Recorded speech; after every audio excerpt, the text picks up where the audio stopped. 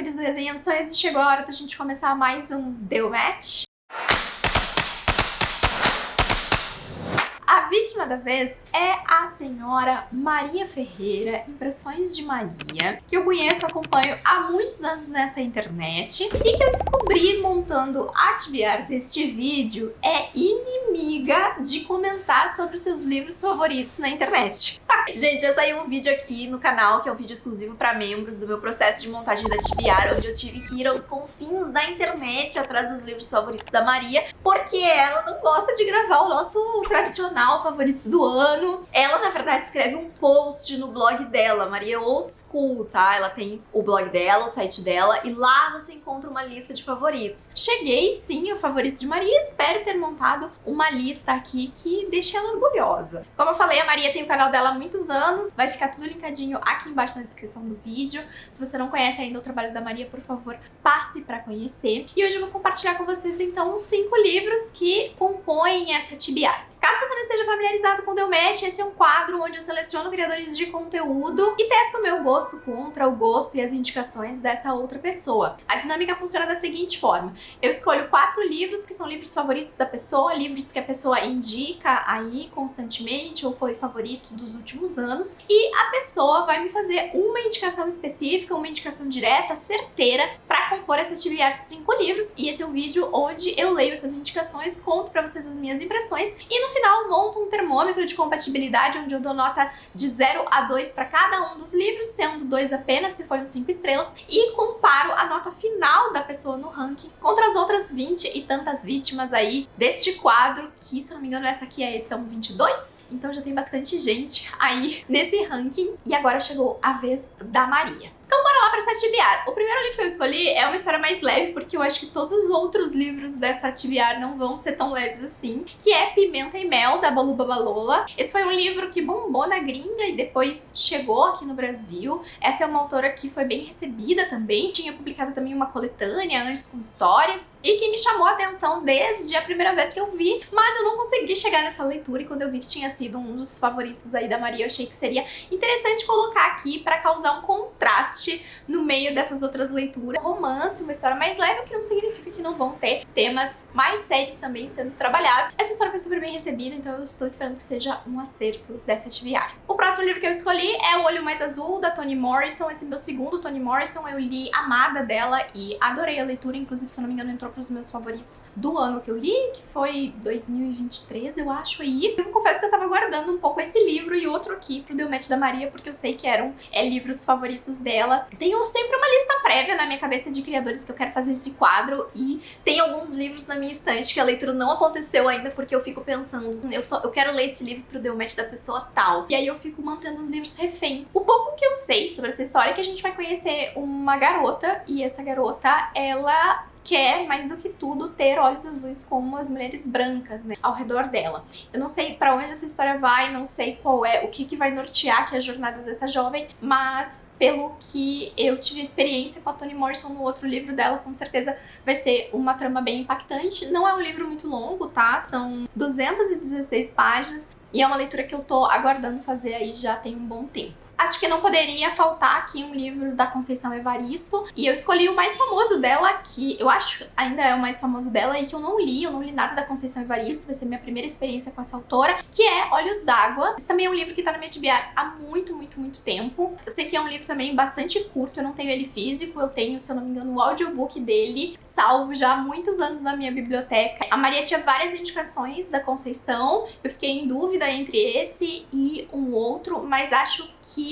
é uma boa escolha pra estar aqui por ser uma das obras mais conhecidas aí e uma leitura que eu sei que eu preciso fazer. E pra fechar essa lista das 4 escolhas que eu estou fazendo, vocês viram, tem alguns livros curtos, mas agora vou levantar aqui um dos livros também que eu estava guardando pra este momento, que é Um Defeito de Cor, da Ana Maria Gonçalves. Esse que é um livro robusto aí, e inclusive eu sei que a Maria estava fazendo com o clube dela uma releitura bem longa aí desse livro recentemente. Eu coloquei esse livro também de leitura coletiva lá no meu Catarse, pra galera também aproveitar esse momento pra tirar ele da estante e fazer essa leitura junto comigo. É um livro que chamou bastante atenção aí recentemente, porque foi enredo, né, de escola de samba, então as pessoas voltaram novamente os seus olhos pra essa história, que eu sei que vai entregar surpresas aí, porque como vocês podem ver, ele já tá marcadinho, porque essa é uma leitura em andamento. E agora, pra encerrar essa TBR, a escolha certeira da Maria, e que pela primeira vez na história do Deu Match, eu fiz a pessoa sentar do meu lado e gravar, olhando no meu olho, na Bienal do Livro. Gente, eu tô aqui com a Maria pra fazer uma coisa inédita, que é, pela primeira vez, eu vou presenciar um momento da indicação certeira. A Maria já me falou qual é o livro que ela quer que eu leia, mas eu sempre peço pra pessoa gravar um vídeo depois. Só que aí, tropiquei na Maria aqui e falei, Maria, quem sabe a gente grava pra ter uma coisa diferente? Então, Maria vai contar pra vocês agora qual é o livro que ela quer que eu leia, pro Deu Match dela, e eu vou ouvir a justificativa de por que essa foi a escolha da Maria. Oi, gente! Eu indiquei pra Tami o Mata Doce, da Luciane Aparecida. É um romance brasileiro, ambientado num povoado fictício da Bahia, que é o povoado de Mata Doce, e é protagonizado por uma moça chamada Maria Teresa, e ela tem duas mães. E uma das mães é uma mulher trans, a outra é uma mulher cis. E aí a gente acompanha essa dinâmica da relação dessa família, da relação amorosa dessa protagonista. Acontece algo muito trágico logo no início do livro. E é uma escrita muito bonita, assim. E aí eu indiquei pra Tami justamente por ser literatura brasileira, que eu acho que é um gênero que você não lê tanto, e também por ser de autoria negra. E eu acho que seria um contato diferente, assim, com a literatura que a gente tem por aqui e que é contemporânea, assim, e que vai apresentar a história de um Brasil que talvez a gente não conheça tanto. Ótimo! Agora a gente vai ter que descobrir se vai dar certo ou não. Espero que goste. Obrigada, Maria! Então, como vocês viram aí, a Maria escolheu o Mata Doce, da Luciane Aparecida. E este é o primeiro Deu Match desse ano que eu tenho acesso a todos os livros sem eu precisar gastar dinheiro. O que eu acho maravilhoso, gente, quando os livros estão simplesmente aí. Eu tinha 3 deles na estante. Olhos d'Água eu já tinha adquirido o audiobook há um tempão atrás. E Pimenta e Mel eu encontrei disponível na Audible como audiobook dentro da minha assinatura. Então, eu estou muito alegre. Eu tenho certeza que essa é uma TBR que me proporcionar algumas leituras bem interessantes também. Então, a partir de agora, eu deixo vocês com os meus comentários sobre esses livros específicos. E no final, temos o termômetro de compatibilidade. Eu comecei a ler Pimenta e Mel, tá? E como vai ser meu primeiro livro desse Deu Match. Comecei com uma coisa leve, porque esse livro tem o audiobook dentro da assinatura padrão do Audible, tá? Então, se você for Audible, você consegue assistir, ouvir dentro, né, da assinatura. E hoje eu pretendo limpar minhas estantes. Então, eu vou assim, botar um audiobookzinho num livro de romance pra o combo perfeito para a minha dinâmica. E aí, quando foi minha surpresa, quando já na abertura do livro tem Safadeza, Maria. E aí, outra coisa que eu achei curiosa. Quando eu ouvi falar sobre esse livro, Pimenta e Mel, eu achei que tinha a ver com comida. Não, porque eu também não sou tão idiota. Eu entendo que a escolha das palavras era pra remeter a outra coisa, mas eu achei, sei lá, que a protagonista ia ser uma cozinheira, que ia ter alguma coisa de comida. Sei lá, que ela ia ter algum envolvimento com comida, mas não, ela é uma podcaster e a história ia se passar na universidade. E ela meio que, a Kiki, ela sabe, tipo, tudo sobre todo mundo e ela usa isso como uma forma de a favor dela ali. E o livro começa com ela na cama com o cara. E tá descrevendo ele interagindo com os mamilos dela. Maria. Né, Lex? Tu não achou chocante? Maria gosta de ler Safadeza também. Enfim, brincadeiras à parte. Agora, eu dei pausa pra gravar esse take da hora que já tava toda uma conversa bem mais séria no livro, assim. Logo de cara, tava rolando uma análise. Retorno aqui quando eu tiver coisas mais relevantes a dizer. Gente, eu terminei Pimenta e Mel. E aquela primeira impressão de Safadeza, ela é só uma primeira impressão, tá? Esse livro, ele vai contar a história da Kiki. A Kiki é uma estudante, sexta passa na Inglaterra. E ela tem um podcast onde ela dá conselhos femininos, especialmente para as pretinhas dela. E ela é uma mulher negra, uma jovem negra, ela tá ali na universidade e ela tem esse plano de querer um estágio em Nova York e algo que já impediu ela de conseguir isso em algum momento. Então ela tá bem focada nisso. E as coisas vão mudar um pouco quando vai chegar a um novo cara, que é o Malakai. E o Malakai, ele tem aquele mousse, entendeu? Então ele vai ali passando rodo. E isso faz com que ela dê um alerta ali, né? De tipo, ai, cuidado com esse cara. Ela se preza em saber tudo dentro do campus e quem são os bons partidos, quem não são. Só que quando o livro abre, a gente vê que ela tava, na verdade, envolvida com um cara desses que ela dizia que não era um bom partido, que é o líder do grupo estudantil deles ali. E esse cara, ele tem uma pele mais clara, então ele acaba naquela linha bamba ali do colorismo, onde ele é mais abordado por pessoas brancas, porque ele não é tão preto assim na feição dele, então tem aquela, vou usar aqui uma palavra que eu não sei se é a palavra certa, tá? Passabilidade. E ele meio que pende também para tomar algumas decisões, fazer algumas escolhas que vão contra os melhores interesses da comunidade dele, vou colocar assim. Só que os dois estavam envolvidos meio que assim, era só... Não era nem... Acho que não dá nem pra dizer que a Kiki só queria transar, porque eles não estavam nem transando mesmo, assim, com penetração. E o livro começa com ela terminando esse relacionamento. Essa é uma história, gente, de fake dating. Então, o que vai acontecer? Ela e o Malakai vão acabar se envolvendo ali num fake dating pra ambos tentarem impulsionar os seus próprios projetos. Ela o podcast e ele um documentário que ele tá fazendo. E a orientadora deles é quem vai acabar botando os dois em contato nesse aspecto. Essa é uma comédia romântica. E eu acho que algumas coisas interessantes, talvez, sobre esse livro a gente tem, obviamente, discussões de raça, questões de racismo ou de posicionamentos aqui sobre o que certas coisas significam para a comunidade negra, mas esse é o contexto da vida dessas pessoas, não são as principais motivações dessa história. A principal motivação dessa história é uma relação de amor entre esses dois personagens, o que eu acho que é uma coisa boa. Meu interfone tá tocando, peraí. Eu não lembro mais o que eu tava falando, mas enfim. A outra coisa que eu queria ressaltar é que o fato desse livro não se passar nos Estados Unidos, a autora, ela é nigeriana-britânica, tá? Então o fato desse livro não se passar nos Estados Unidos, eu acho que já é um bom adendo também pra uma mudança de cenário. Porque eu acho que, primeiramente, tudo que é traduzido, vem muito mais traduzido dos Estados Unidos, né? A gente lê normalmente, ou talvez não leia porque você monitora mais isso, mas a gente tem acesso a muito mais histórias que venham dos Estados Unidos do que venham de outros lugares, né? E acho que especialmente histórias que trazem personagens pretos que não sejam específicos pra focar em vivências. O que foi? Tu tá reclamando? Tu quer vir aqui da tua visão também? Ah, da história nossa, tá muito reclamão ele. Por que tu tava deitadinho? Tu tava deitadinho, porque agora tu acordou e tá miando. Sim. Ai, tadinho dele, gente. Ele é um pobre coitado. Tu é um pobre coitado, vem cá. Vem cá, pobre coitado. Vem cá, coitadinho. Ele é o prefeito da Coitadolândia, galera. Ele não acha um jeito dele subir pra ele aparecer. Ai, vem cá, prefeito da Coitadolândia. Pronto. Queria um colinho. Enfim, eu acho que essa mudança de cenário, ela foi positiva pra que a gente tivesse uma outra...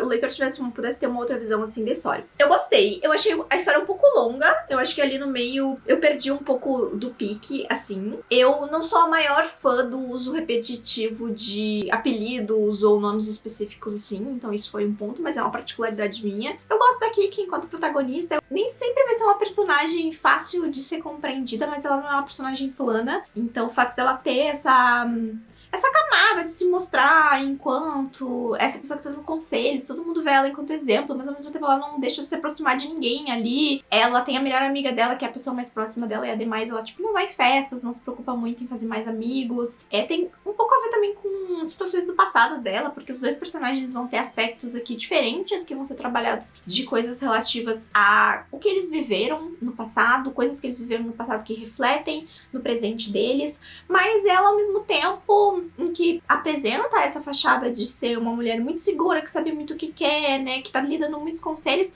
Por a gente tá tendo a história do ponto de vista dela, a gente também percebe quantas dúvidas ela tem e do quanto parte dessa carga que ela carrega do passado molda ela, não só para ela ainda ter essas inseguranças que ela tem, mas também de ela ter levantado esse muro aí pra a relação dela com as outras pessoas. Mas isso também pode gerar uma certa sensação de... Como é que eu vou dizer? De instabilidade da personagem. Você pode ser uma pessoa segura em muitos aspectos e ainda ter dúvidas em tantos outros. Eu acho que é muito difícil você ser uma pessoa que tá 100% assim, correta em todos os caminhos que você tá seguindo e não tem dúvida em nada, sabe? Isso é uma paz de espírito muito boa. Eu ainda não alcancei essa paz de espírito. Não sei se algum dia eu vou chegar lá, mas eu acho que é sobre isso, assim. Então, um recorte ali. Existem essas conversas, como eu falei, sobre os problemas da comunidade, como eles, inclusive dentro da própria comunidade, se relacionam, né? De como essas outras mulheres começam a ver aqui que a partir do momento que esse fake dating começa, um pouco mais da abertura do que elas realmente pensam sobre essa personagem, tem as questões políticas dentro desse campus,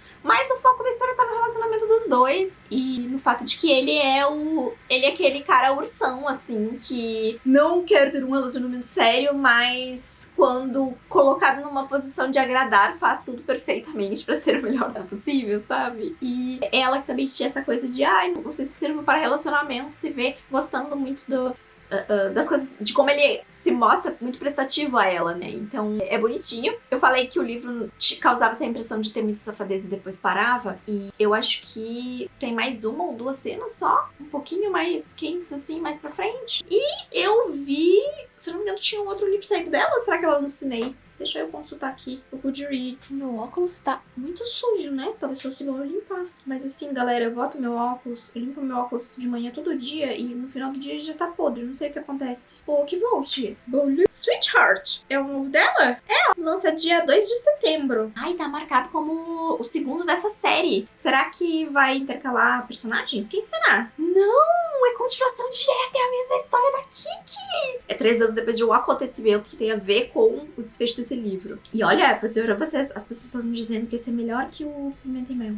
Que loucura! Tá, fica aí se você não sabia. E agora, gente, o que eu tô lendo? Eu fui dessa aqui, na minha visão, era a leitura mais leve desse Deu Match. Acho que ainda assim, né, mesmo com alguns tópicos mais fortes nesse livro, eu acho que ainda assim vai ser a leitura mais leve, e fui para Um Defeito de Cor da Ana Maria Gonçalves. Eu estou em aproximadamente 60% desse livro. Eu coloquei esse livro de buddy read lá do Catarse, dividido em 2 meses, então 50% em agosto, 50% em setembro. Eu cheguei na meta de 50%, fui lá, dei as minhas considerações para dar o check nessa pendência do mês, enquanto administradora dessa dinâmica, mas eu sigo encaixando esse livro em alguns intervalos aí da minha vida. Primeiramente, eu queria dizer que tudo que eu sabia sobre essa história aparentemente eram vozes da minha cabeça, porque fui confrontada com uma outra apresentação aqui que era muito melhor do que qualquer coisa que eu tinha pensado sobre essa narrativa. Acho que a introdução desse livro, o prefácio da própria autora, é muito positiva, e acho que foi muito interessante para despertar essa curiosidade, porque era definitivamente um tópico que eu não tinha nenhum conhecimento. Daí outras duas coisas que surgiram na minha mente enquanto comecei a ler este livro, que vai contar a história da Kendi. Ela foi traficada da África para ser escravizada no Brasil, e ela foi parar na Bahia. E aí, essa história começa com ela com 7 anos, numa cena já muito brutal, e a gente vai ter ela contando pro leitor, que na verdade não é o leitor, existe um personagem específico para quem ela tá contando essa história, e a gente sabe que ela tá mais velha aqui contando essa história, rememorando essa história. Esse é um formato de história que eu gosto muito, e eu acho que o último bom livro, não a última vez que eu li uma história tipo essa, mas o último bom livro que eu li foi Violeta, da Isabel Allende, que foi pro Deu Match do Paulo Hatz, onde naquele Deu Match eu trouxe vários outros que traziam usavam desse mesmo artifício, tá? Mas eu nunca tinha lido do ponto de vista de uma mulher africana escravizada ou de qualquer pessoa escravizada de forma geral. E por um longo período de tempo. Então você percebe que o importante não é necessariamente um acontecimento, mas sim a jornada daquela pessoa. E do quanto a história daquela jornada traz uma mensagem e um peso e um significado que traz contribuição. E eu acho que essa é um dos aspectos super interessantes que já me fez gostar desse livro logo de cara. A segunda coisa que eu me peguei pensando enquanto estou lendo esse livro é que, em se tratando de ler histórias de pessoas escravizadas no Brasil, minhas únicas outras experiências tinham sido estranhas. Estranhas, por quê? O meu conhecimento vem muito do audiovisual, porque eu sou uma criança dos anos 90, então eu cresci anos 90, começo dos anos 2000, assistindo novela, com representações aí de novelas que traziam, né, o período de escravidão no Brasil, e retratado com uma certa... acho que romantização talvez seja a palavra aqui, em alguns âmbitos. E no que diz respeito à literatura, eu acho que eu também não tinha lido necessariamente uma história que não fosse uma história de amor. Acho que dá pra dizer assim, tá? E essa história, ela até pode ser dita enquanto uma história de amor, mas não é uma história de amor entre casais. E não que não existam casais aqui, porque a protagonista vai ter sim relacionamentos, mas a história dela não é resumida ao encontrar este amor, ou encontrar esses amores. Na verdade, ela tá em busca de um amor aqui, mas não é um amor romântico. É um outro tipo de busca que motiva ela a escrever esse livro, né? Então, eu me peguei pensando sobre isso, do quanto o meu conhecimento sobre esse aspecto em termos de conhecer e ter lido histórias estava muito limitado a uma certa uma certa ótica disso. E aí, porque a gente começa a ver essa personagem tão jovem e ela vai ser trazida pro Brasil com a avó dela, com uma outra menina, e depois ela já vai se ver sozinha. Existe um otimismo, uma magia no olhar infantil aqui que traz um ar de tragédia e de melancolia pra essa história ainda maior, porque você, enquanto leitor, sabendo do contexto da história e do cenário aqui de ela ser uma menina escravizada, é óbvio que as coisas... E assim, uma das coisas legais que a Ana Maria Gonçalves faz é dar pequenos spoilers do futuro. Então assim, você sabe que ela vai perseverar, você sabe que ela vai ter uma vida longa, ela vai contando assim, às vezes a gente tropeça numa informação e ela fala, então essa foi a primeira das não sei quantas vezes em que isso aconteceu, esse foi o primeiro dos não sei quantos idiomas que eu vou aprender. Ela vai dando esses pequenos spoilers. Mas ainda que você saiba que ela vai ter longevidade, que ela vai prosperar de alguma forma, o sentimento de, pelo contexto, você saber que não existe como isso acontecer sem ela passar por coisas horríveis nesse processo, é uma coisa que assombra essa leitura, principalmente no começo do livro. E se mostra presente aqui em vários momentos.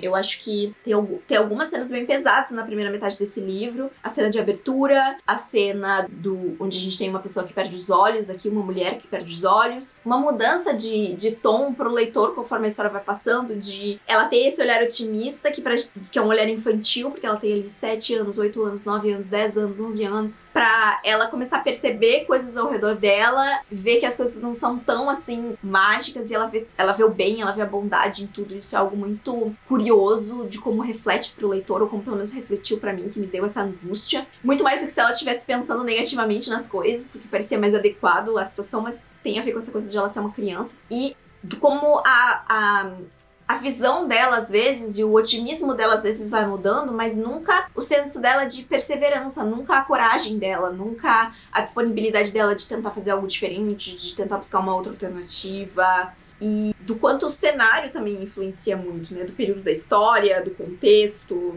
das muitas influências que estavam acontecendo aqui, dos ingleses, da parte de todo o aspecto religioso aqui, é uma coisa muito, muito forte dentro desse livro, não só da espiritualidade da protagonista, mas de outras crenças que são agregadas aqui. E também, eu acho que da visão muito respeitosa com a qual ela interage, observa, ou até menciona às vezes, né?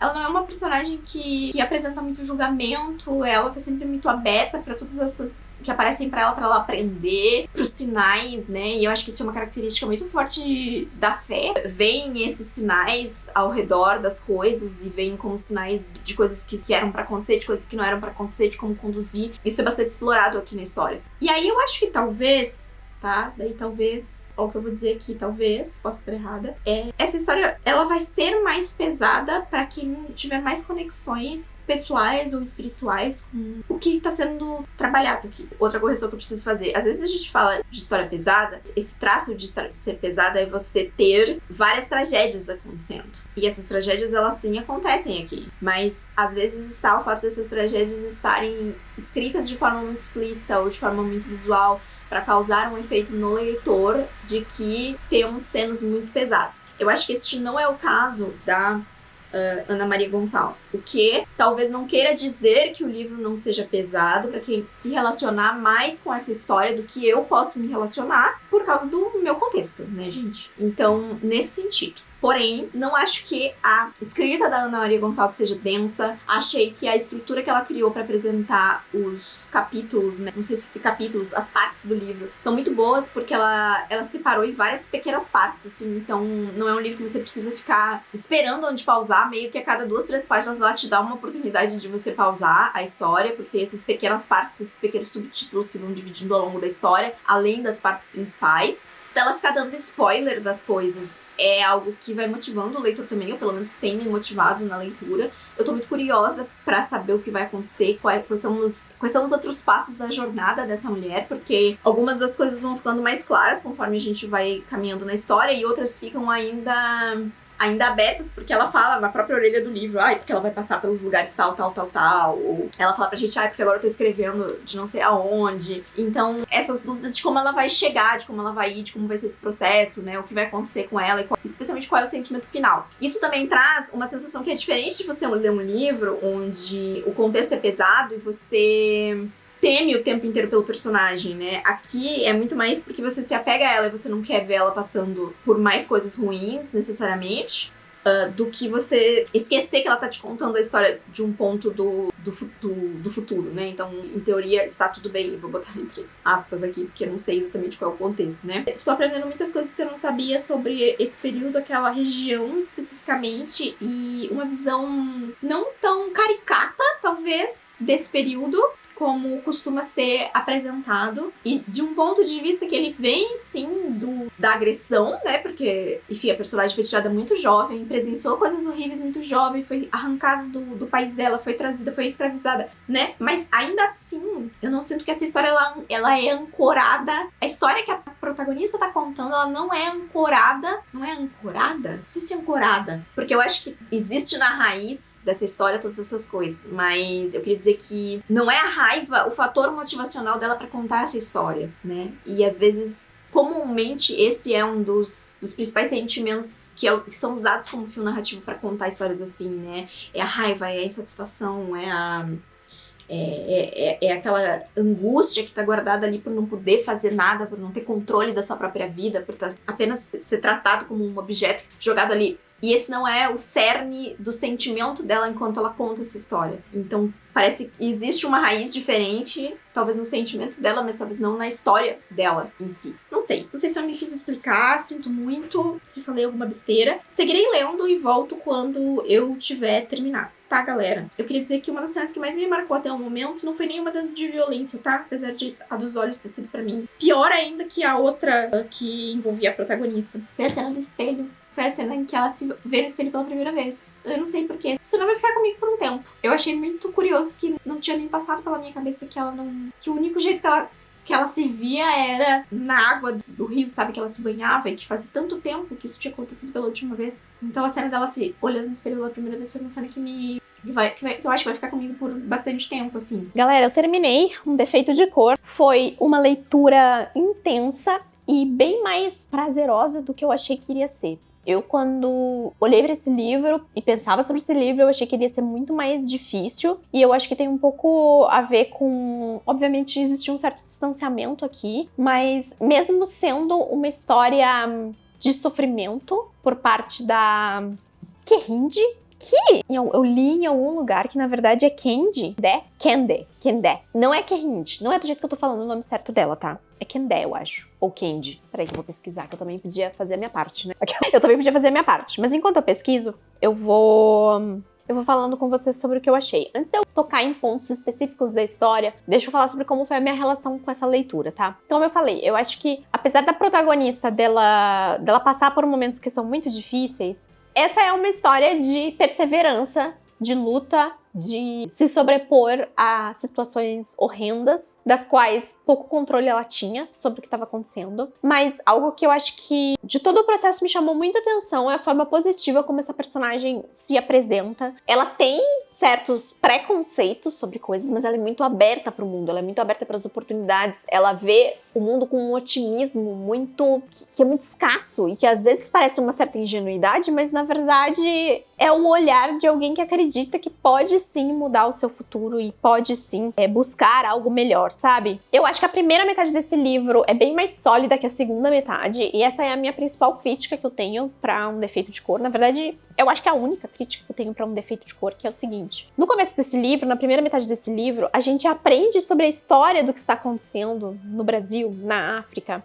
onde essa personagem tá passando, através dos olhos dela. Então, por coisas que ela passa, por conversas que ela tem, a gente aprende. O foco está na protagonista. A gente não quebra a narrativa nunca para ir atrás de informações específicas sobre o contexto histórico. Isso muda drasticamente na segunda metade do livro. A sensação que eu fiquei é que a autora talvez tenha pesquisado tanto, ela tinha tantas coisas para contar, que ela achou necessário colocar todas essas coisas no livro quando não necessariamente precisava. E a todo momento momento, ela tá contando essa história pra alguém. Ela tá contando esse relato pra alguém. E a todo momento, ela para e fala assim, eu sei que tá ficando longo demais, ou eu sei que talvez eu não deveria me ater tanto. E isso se torna muito, muito, muito mais pungente na segunda metade do livro. E aí, pra coisas que não necessariamente são sobre a história dela, são sobre outras pessoas, são sobre o contexto histórico, são sobre movimentos políticos, que ela não estava necessariamente fazendo parte, ou participando ativamente, ou... Então ela pausa o tempo inteiro. E aí começa a saltar nos olhos muito mais esse aspecto da pausa dela e do fato de que essas informações não estão diretamente conectadas com o desfecho dela, ou com o destino dela, que era algo que a gente via na primeira metade do livro. Tudo o que a gente aprendeu historicamente estava conectado com ela de alguma forma.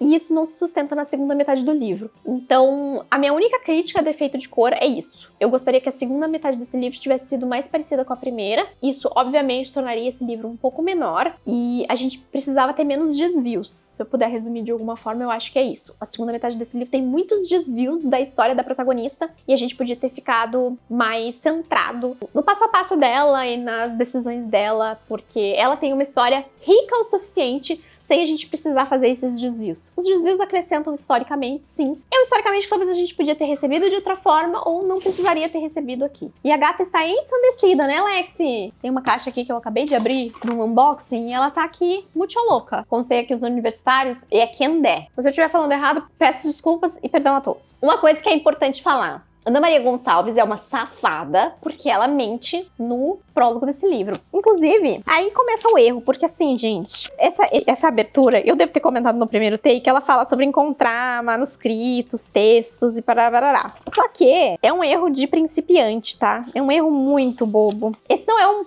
prefácio da autora, é um prólogo. Sendo um prólogo, ele já faz parte da ficção envolvida na história. E eu não tinha parado pra pensar nisso. Aparentemente ninguém parou pra pensar muito nessa distinção aqui. A Ana Maria Gonçalves falou muitas vezes, praticamente toda a entrevista que eu vi dela, e eu assisti várias perguntas avulsas dela, do Roda Viva e de outras entrevistas que ela deu. E uma das principais perguntas que fazem pra ela é sobre esse manuscrito, sobre essas anotações que ela recebeu. Ela fala, galera, é mentira. Eu não encontrei. Existe essa coisa de... às vezes, para se acreditar em certas histórias, precisa que alguém apresente uma prova, um papel, um registro. Então eu me usei disso para começar essa história dessa forma. Então toda essa história dela ter encontrado não é assim, tá? Essa safada. Mas enfim, ainda assim funcionou de forma interessante. A história dessa personagem, que recebe o nome de Luísa quando ela chega no Brasil, ela é rebatizada, né? Porque isso aconteceu muito. Precisava ter um nome que não fosse africano. Existe essa figura lendária aí, que virou um símbolo de luta. Só que ninguém sabe se ela existiu de verdade ou não. E aí também, essa história tá conectada com o Luiz Gama, que foi um advogado que lutou muito, né, pela causa abolicionista. E essa sim é uma figura real e é como abre a história, né, falando, eu não vou falar de tal pessoa porque eu não quero revelar o nome, eu não quero...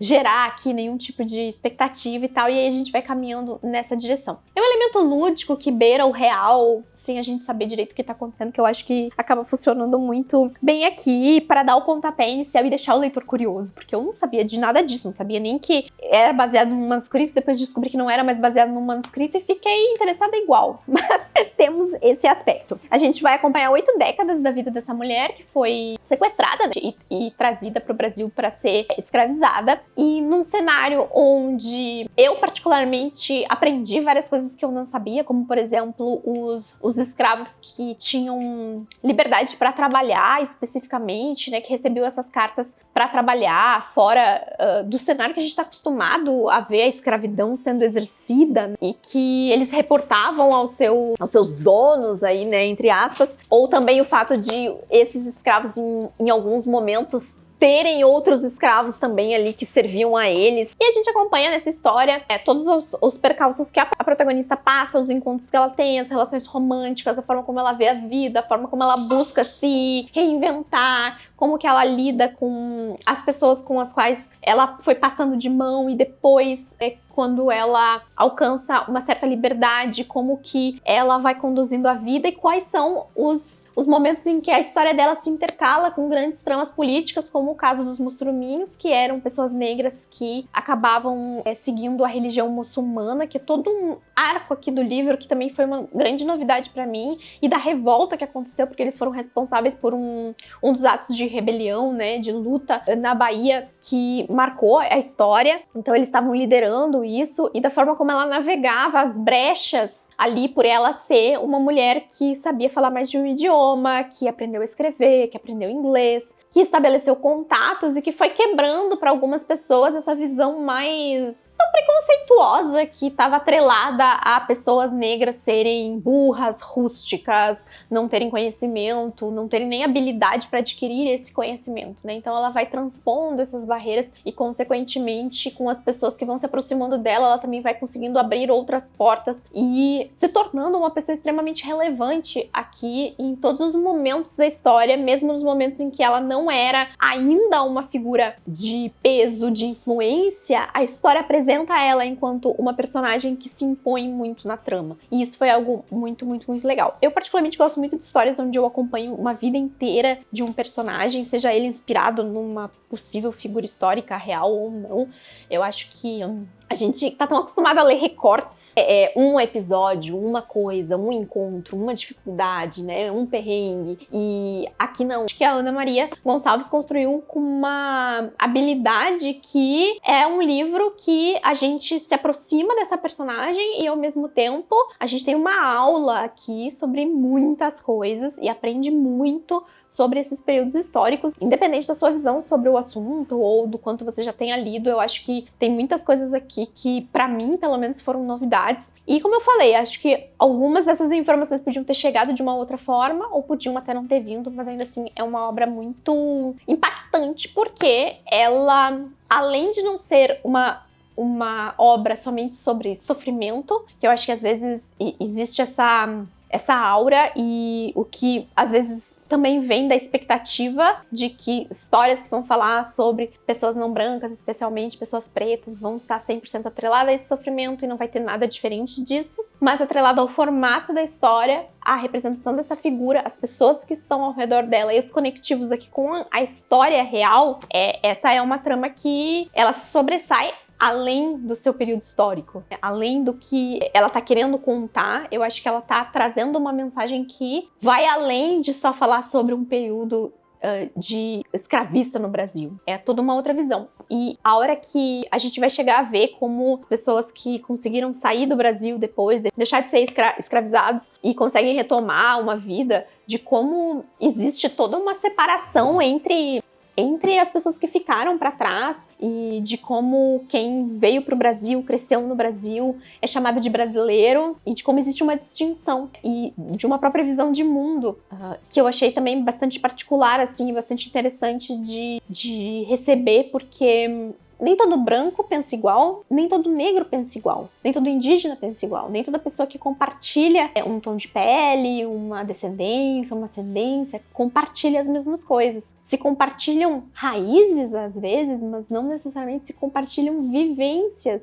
intensas. Então, isso também é refletido aqui. E eu acho que é exatamente por, às vezes, ter essa visão de que tudo é o mesmo, sabe? Toda pessoa negra é igual, que a gente perde de entender que as pessoas são ímpares. Que cada um tem a sua experiência, cada um tem a sua vivência, e isso vai trazer histórias diferentes. Você não pode pegar uma caixa e colocar todo mundo na mesma caixa, porque as pessoas não vão caber aqui igual. E essa perspectiva de ter este olhar pelos seus é algo que a Ana Maria Gonçalves, eu acho que fez muito bem nesse livro, e é algo que eu acho que às vezes os autores têm um pouco de medo de explorar, especialmente quando é para apresentar talvez um viés negativo. E aí eu já vou falar sobre um outro livro que eu já li, que é o Olhos d'Água, da Conceição Evaristo, que eu acho que toca nesse ponto de uma forma muito precisa. Eu acho que ainda existe muito receio, mas eu acho que esse receio tá muito enraizado no senso comercial da obra, de você fazer uma obra comercial, e essa obra comercial precisa que você retrate certas pessoas de certos jeitos, e a obra precisa ser descrita de uma forma. Então eu acho que ainda existe esse receio de, ainda que você esteja escrevendo sobre pessoas marginalizadas, você mostrar as diferentes versões dessas pessoas e de como essas pessoas pensam diferente. E eu acho que esse livro é uma aula nesse sentido, assim, também. E na construção de trazer uma personagem que é encantadora à sua maneira e que é uma força da natureza, né? Ela não desiste nunca. E essa coisa dos filhos que motivam ela, das buscas dela, é muito muito pungente no livro, assim, dá pra ver que é uma coisa que norteia.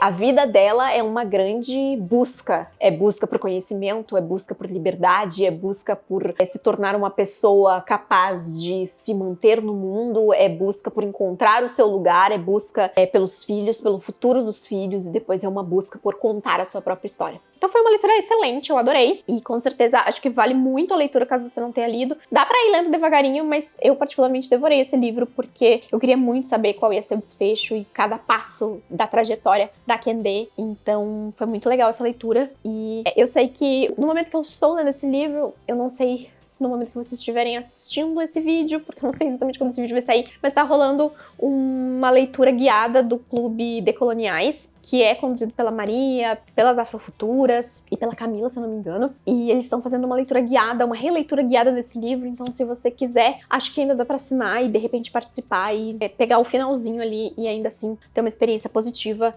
e agregar ainda mais com os comentários delas, que eu tenho certeza que vão ser riquíssimos nessa discussão. Então, excelente. Agora eu quero falar rapidamente sobre Olhos d'Água. Talvez não queira falar rapidamente sobre Olhos d'Água, mas é que a minha bateria tá acabando. Será que eu vou ter que me mudar de lugar? Eu acho que eu vou ter que me mudar de lugar pra eu não precisar boicotar Conceição Evaristo. Peraí. Mudei de lugar e me sentei no chão, tá? Pra conseguir deixar a câmera conectada, porque eu não quero mudar. Ai, eu tava com preguiça de mudar de equipamento e tal. A minha luz já caiu, porque já são quase 6 da tarde, não. São exatamente 6 da tarde nesse momento. Eu tava gravando muitos takes de muitas coisas e não queria deixar passar mais um dia e acumular mais um livro. Não tinha lido Conceição Evaristo ainda, o que era claramente uma falha de caráter da minha parte. Era uma falha de caráter. Eu conheci a Conceição Evaristo esse ano na Bienal, autografei um livro com ela, que foi uma coletânea de contos que ela tava lançando com a Ouro, Nova Fronteira, eu acho, onde tinha um texto dela. E ela é uma potência aí da literatura negra no Brasil, é uma figura extremamente reverenciada, como merece ser. Eu fiquei extremamente impressionada com Olhos d'Água. E é claro que eu achei um defeito de cor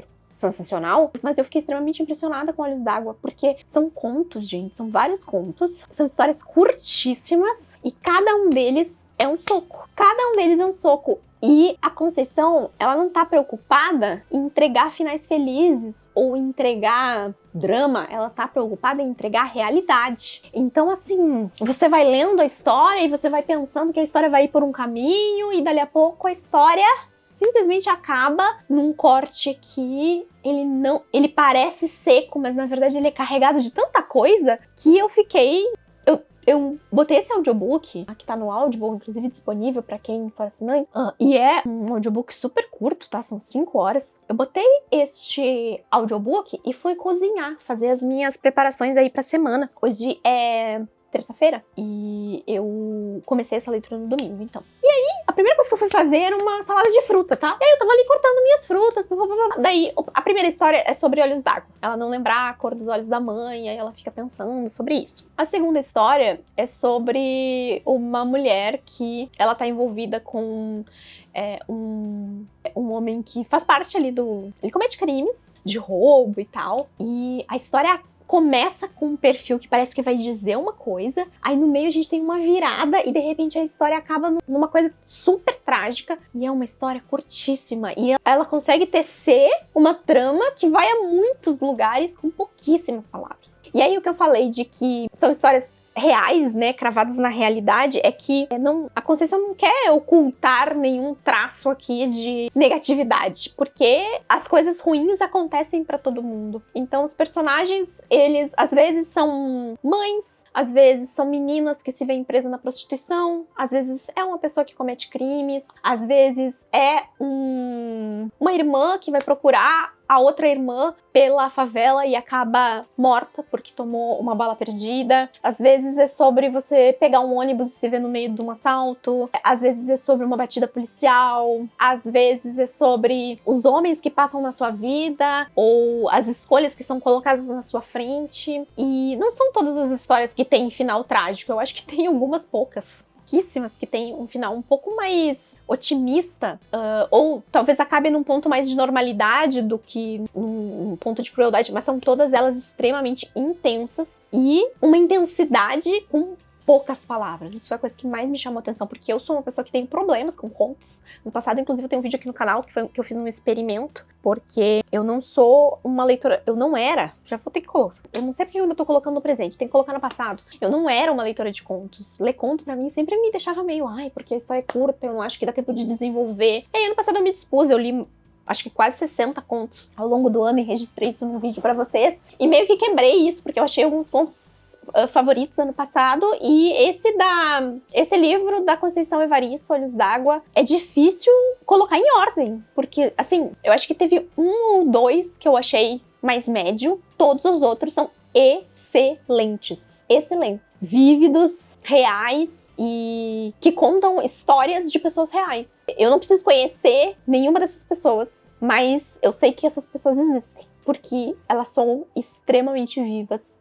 nas palavras da Conceição. Então, achei sensacional e é minha leitura favorita desse Delmédio por enquanto. Eu vi que a maioria das histórias da Conceição são curtas, então com certeza eu vou colocar na minha TBR para fazer essas leituras mais a fundo, porque fiquei bastante impressionada. Eu sabia que ela era uma escritora excelente, tenho certeza que toda a fama dela nunca foi à toa, né, toda essa reverência dela, mas extrapolou qualquer expectativa que eu pudesse ter, especialmente por ser uma história de contos. E eu fiquei um pouco relutante de se eu ia pegar esse livro, mas eu optei por esse porque eu sabia que era, né, um dos escritos mais famosos dela e às vezes é melhor começar por um ponto mais, vamos dizer assim, de segurança. Não sei se dá pra usar essa palavra aqui necessariamente, mas fiquei feliz que fiz essa leitura.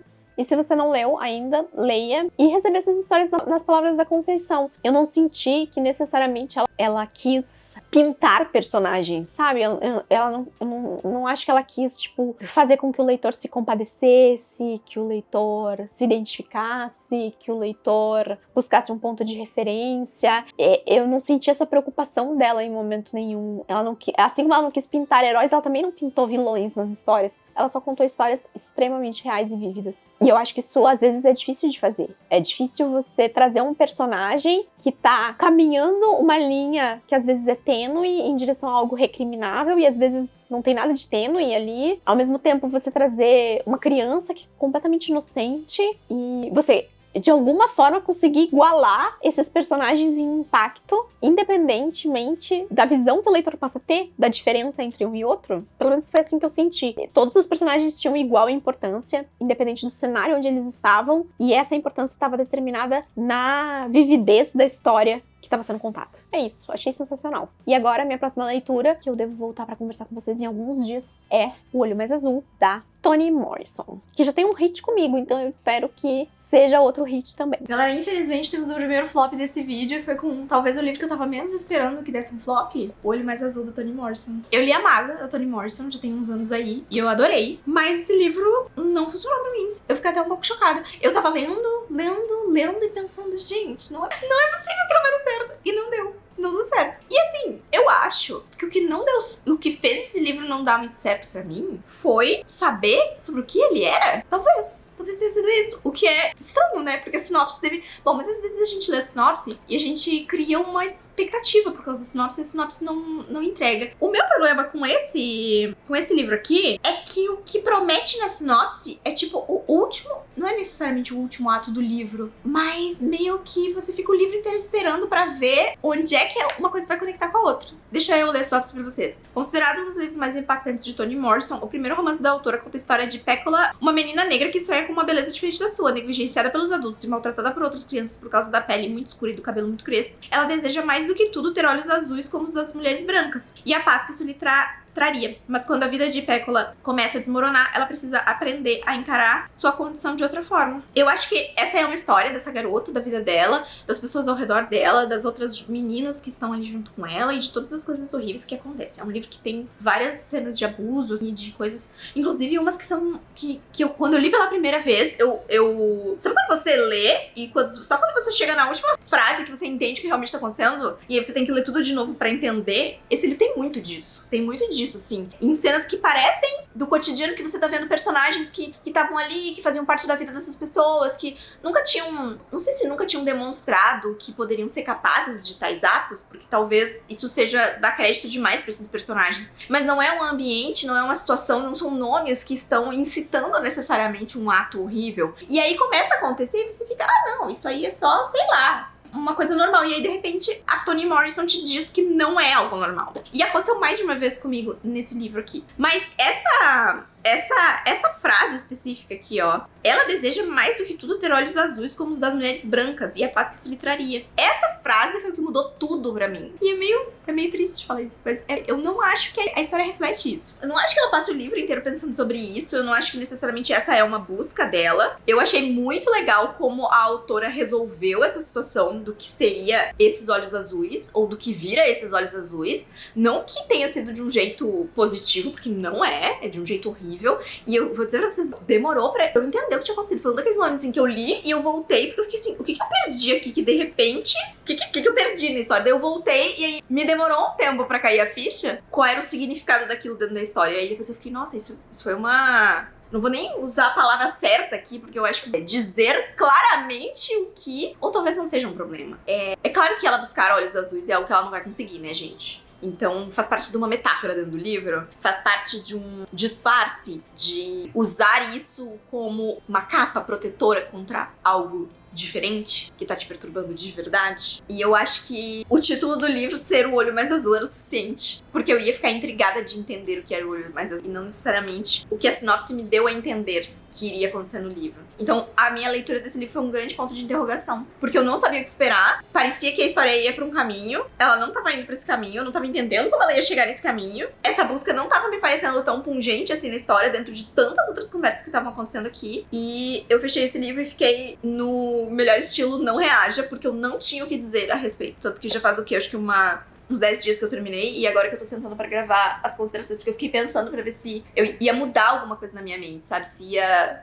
fazer eu pensar de uma outra forma. E não. E eu acho que não é culpa da história, eu acho que é culpa do que eu pensei que a história ia ser, do que a sinopse se apresentou enquanto história. Eu não sei, mas eu escreveria essa sinopse de outra forma. Querendo dar palpite no livro que ganhou o quê? Ganhou o Nobel? No livro que ganhou um prêmio. Qual foi? Esse aqui ganhou qual? Esse livro aqui é premiado. Nobel de Literatura. Amada, que é o que eu mais gosto dela. E o outro que eu li foi vencedor do prêmio Pulitzer. Aquele livro, realmente, ele é desconfortável em todos os âmbitos. Em todos os âmbitos. Em Amada, eu acho que a Toni Morrison tá mais perto da Conceição Evaristo do que aqui. Porque lá, em Amada, é uma coisa meio unapologetic, assim, sem pedir desculpas pelo que está acontecendo, apenas lidando com os próprios pesadelos daquilo que está acontecendo, e fez que eu senti muito de Olhos d'Água da Conceição Evaristo. Mas eu achei os livros diferentes, achei o tom dos livros diferentes. Eu acho que preciso ler mais dessa autora pra eu ver se eu encontro exatamente a voz dela. Não que ela precise ter uma voz, mas às vezes os autores têm uma voz muito clara. E eu acho que existe um desvelar que eu acho que tá muito mais claro em Amada do que tá nesse livro. Esse livro, apesar de ter coisas explícitas, ele é muito mais do cotidiano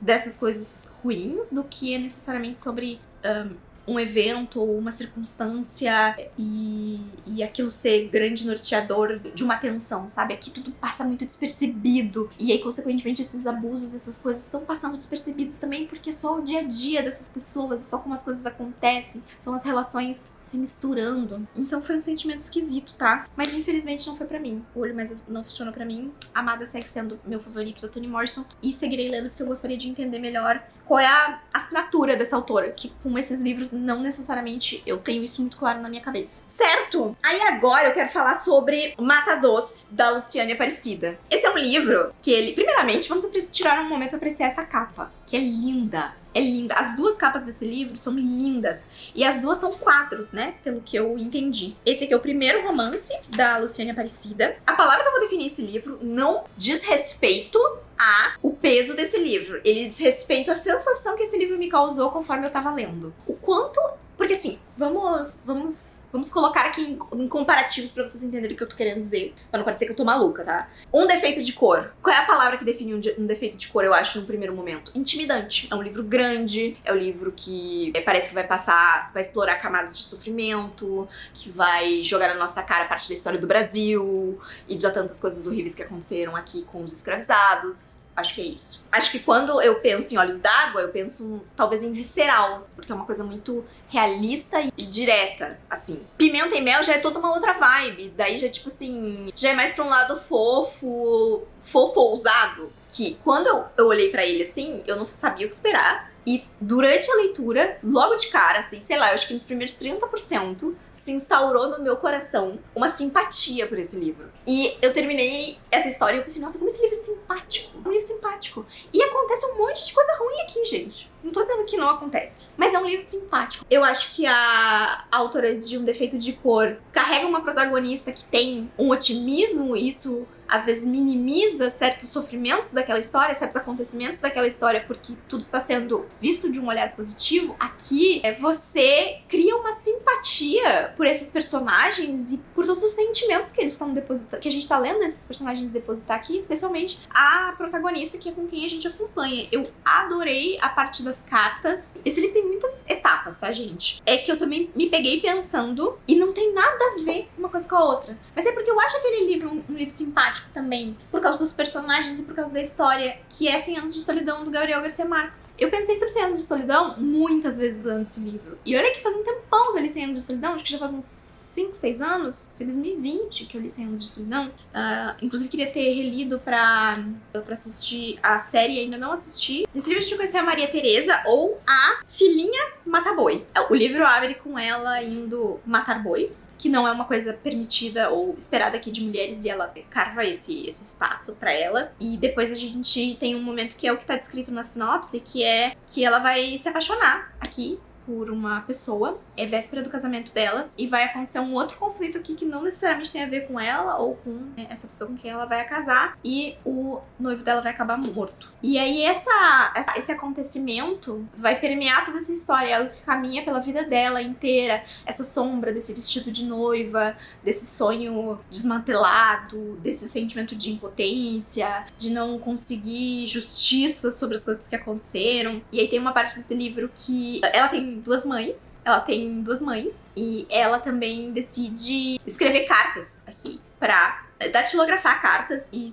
fazer disso uma profissão. E logo a primeira pessoa que aparece pra ela datilografar uma carta, a história é muito bonita e ela se emociona e ela já não consegue mais nem cobrar da pessoa, e isso desencadeia nela também uma situação que faz com que a certo ponto a gente perceba que parece que a história tá sendo datilografada pra gente em vários aspectos. Então eu achei muito bonito o livro, achei muito bonita a escrita da Luciane. E, gente, em linhas gerais, eu acho que esse é um livro que ele começa a você tentar se redefinir, depois ele passa a ser completamente permeado pelo luto dessa personagem, mas também dá pra ver o quanto existe carinho e relações saudáveis na vida dela, especialmente com as mães dela. Então existe uma relação de família aqui que é diferente, existe o contato com as pessoas aqui, com as outras pessoas que moram ali ao redor, que mostram algumas das relações positivas e das relações negativas que podem existir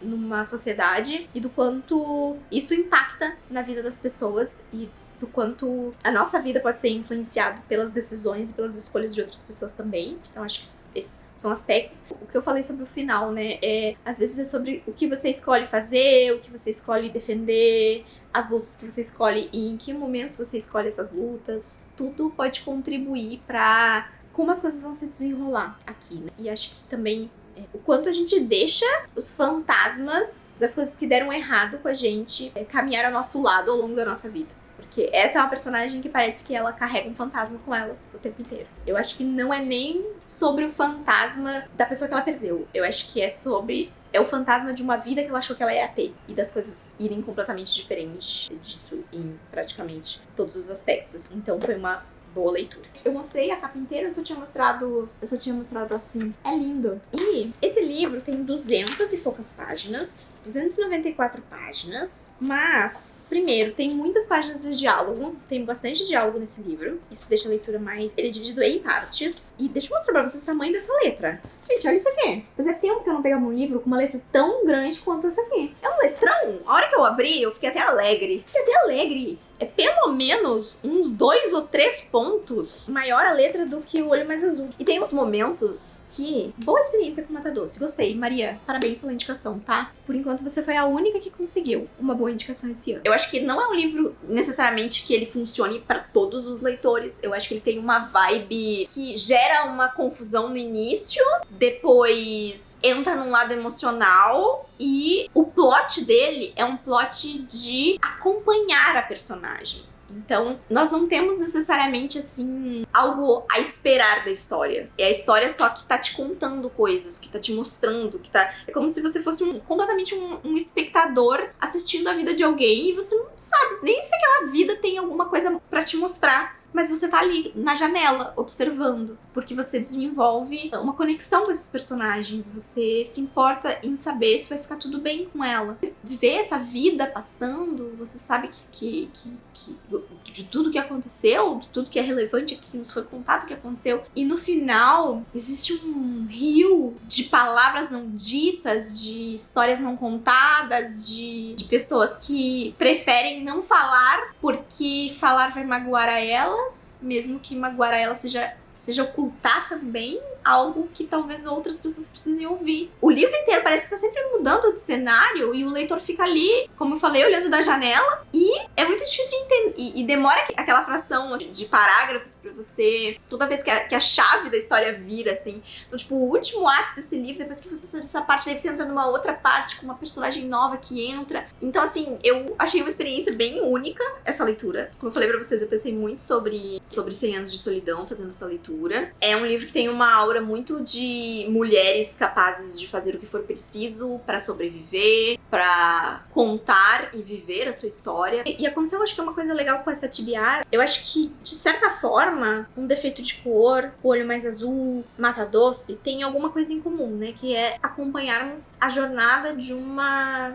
mulher ou de uma jovem em períodos específicos, né? Alguns períodos mais longos, como é o caso de Um Defeito de Cor, depois Mata Doce, que também são anos e anos e anos e anos, e O Olho Mais Azul, que é mais a juventude. São 3 histórias que compartilham aspectos, porque existe uma discussão sobre raça em todos os livros, em suas diferentes abordagens e contextos aqui, ou impacto dentro da história também.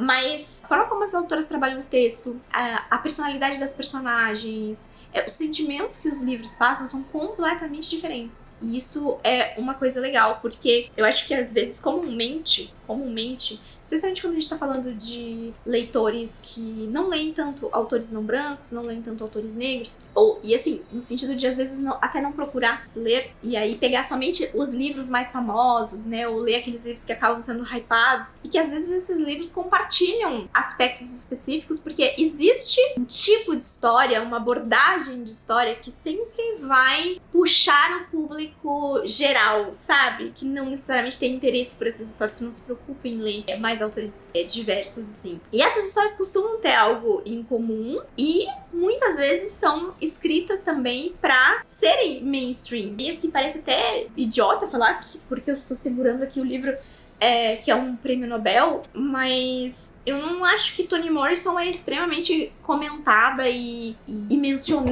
mencionada dentro, quando vai falar assim, vamos ler um clássico, vamos ler Esse livro vai demorar muito pra aparecer na lista de um leitor regular. Então, mesmo um livro do tamanho do sucesso de O Olho Mais Azul, e por que isso? Porque esse não é um livro necessariamente curado ao mainstream.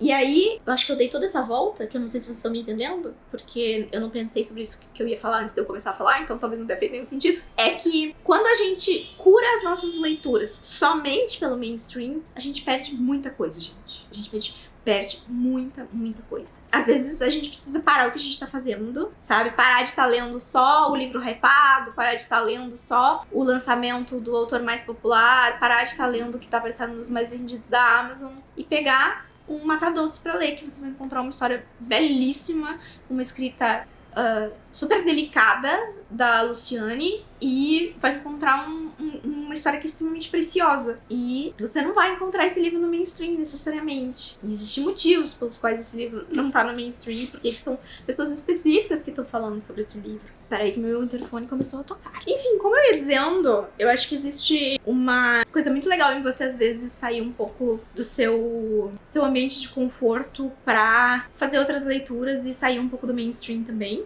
Esse quadro, basicamente, é sobre isso.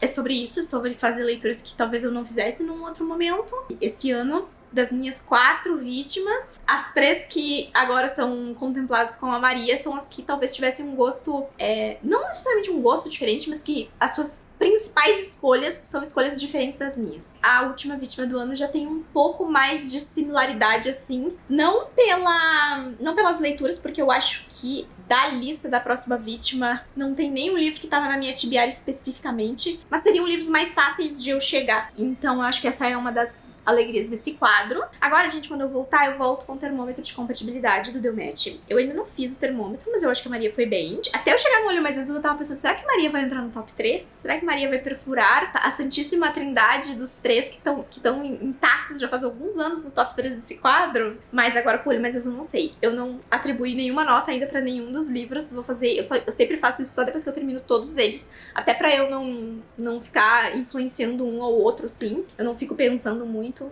então eu vou montar esse termômetro e da próxima vez que falarmos vai ser pra montar o termômetro da Maria e também fazer considerações finais sobre esse Delmatch. Hora de concluir este vídeo, que já está um pouco atrasado, porque eu estou de mudança e eu preciso me despedir desses livros e começar a encaixotar algumas coisas que estão atrás de mim aqui. E me faltava gravar este take, então eu estou sentando aqui meu último ato de gravação, eu acho, nesse apartamento. Então vamos finalizar esse Delmatch, tá? Com o termômetro de compatibilidade da Maria. Eu vou começar com o primeiro livro que eu li, que foi Pimenta e Mel. Eu vou dar 1.6 pra Pimenta e Mel. É uma história de romance. Não foi um 5 estrelas pra mim, mas eu me diverti ouvindo. Eu acho que tem particularidades que são muito positivas, não só pro gênero de romance, mas no que diz respeito a apresentar uma história de amor entre 2 personagens negros, onde os conflitos e as questões que eles estão vivendo estão num cenário que não é o cenário estadunidense, onde eles são pessoas vivendo a vida deles e a vida está acontecendo ao redor deles, não ser uma história 100% focada em racismo, apesar de ser uma história, sim, que enfatiza muito sobre raça. E eu acho que é o tipo de história que falta ainda mais a gente ter. Depois eu li Um Defeito de Cor, vou dar 1.8. Eu gostei muito dessa leitura. Eu fiquei positivamente surpresa com a forma como eu li esse livro, porque eu tava achando que ia ser bem mais denso e bem mais pesado, não no conteúdo necessariamente, mas em eu carregar essa história. Não foi o caso. Eu gosto mais da primeira metade do que eu gosto da segunda metade, mas ainda assim é um perfil de história que eu curto bastante. Esse estilo de jornada de uma pessoa, especialmente de uma mulher, em um cenário que, apesar de eu saber do contexto histórico, como eu falei em algum momento nas minhas considerações, a gente às vezes acaba tendo um recorte que é muito específico e curado para o olhar, e esse curado, ele costuma estar vinculado a 2 coisas, que é ou ele tá curado pra romantizar, ou ele tá curado só pra mostrar choque,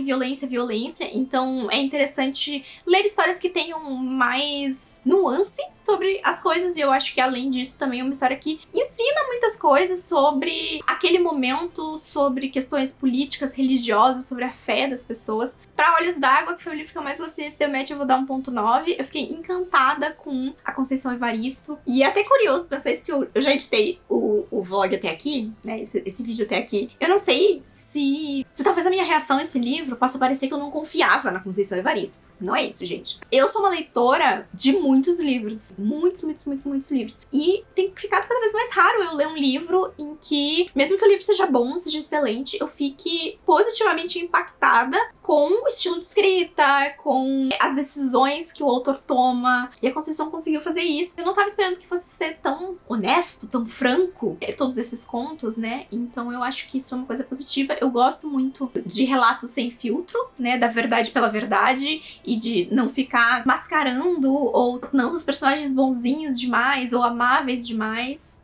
Esse não é o mundo que a gente gente não vive num mundo de pessoas perfeitas. É muito raro encontrar isso, às vezes, nos livros também, né? Essa honestidade, talvez, nas representações, né? Porque os autores querem que a gente ame seus personagens, que a gente torça pelos personagens, que a gente defenda os personagens. E eu acho que a Conceição Evaristo só queria que a gente conhecesse aquelas histórias. Daí tivemos o flop desse vídeo, que até agora eu não acredito que foi um flop, que foi O Olho Mais Azul, do Toni Morrison. Toda vez que eu penso sobre esse livro, eu fico frustrada, tá, gente? Eu fico frustrada, mas não tenho o que fazer, entendeu? Eu não vou mentir pra vocês que eu gostei do livro só porque é a Toni Morrison. Infelizmente, a vida é assim e a gente gosta e não gosta de certos livros. vídeos. Eu vou dar 1.2 pra esse livro, que coloca ele ali num 3 estrelas. Acho que existe valor na narrativa, obviamente, especialmente a parte final do livro, né, o último arco do livro, onde as peças finalmente se encaixam, mas todo o caminho até esse momento não funciona comigo e, olha, eu vou dizer pra vocês, eu tirei tempo pra pensar a respeito dessa leitura e não consegui encontrar formas de justificar um sentimento maior aqui com relação a isso, então sinto muito se frustrei alguém com essa leitura.